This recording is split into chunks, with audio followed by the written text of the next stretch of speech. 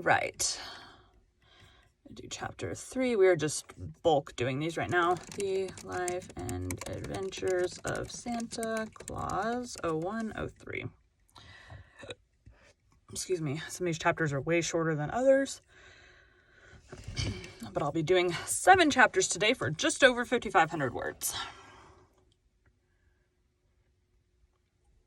5,500 words takes me about an hour to record. I can typically, in an hour of audio, there's about 95 words when I'm talking.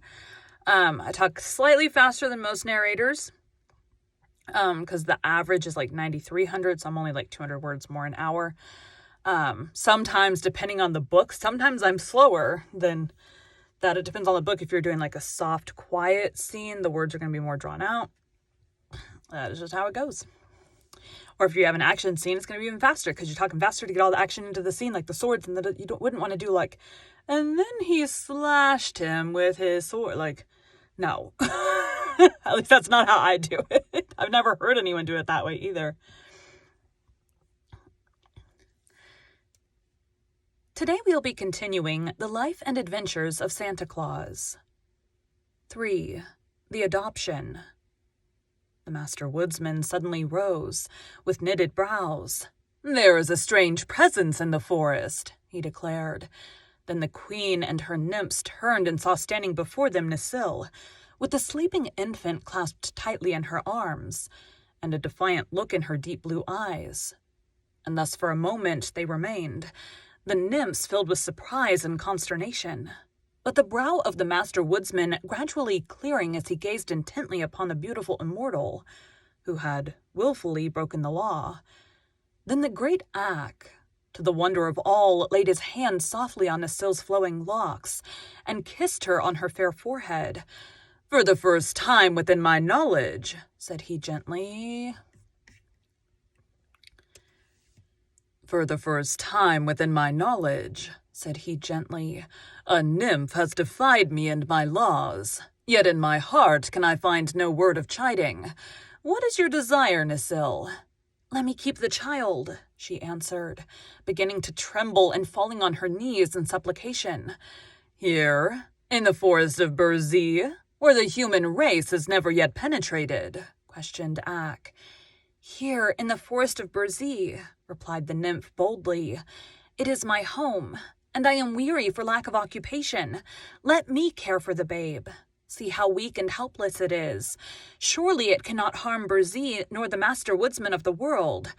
"But the law, child, the law!" cried Ak sternly.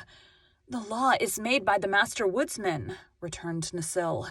"If he bids me care for the babe, he himself has saved him.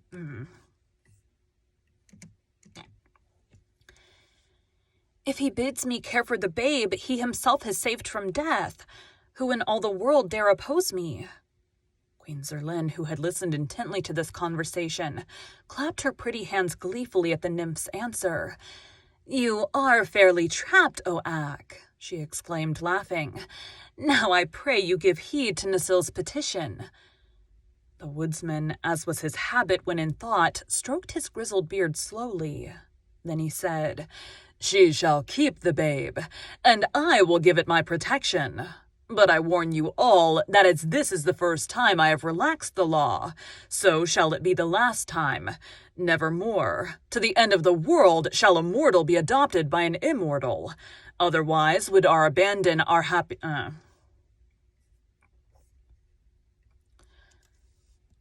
Otherwise would we abandon our happy existence for one of trouble and anxiety. Good night, my nymphs." Then Ak was gone from their midst, and Necile hurried away to her bower to rejoice over her newfound treasure.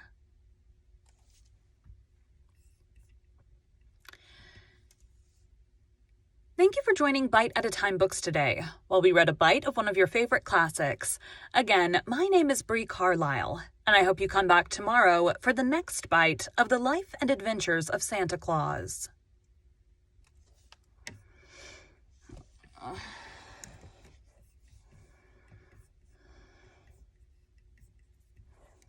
Thanks, guys.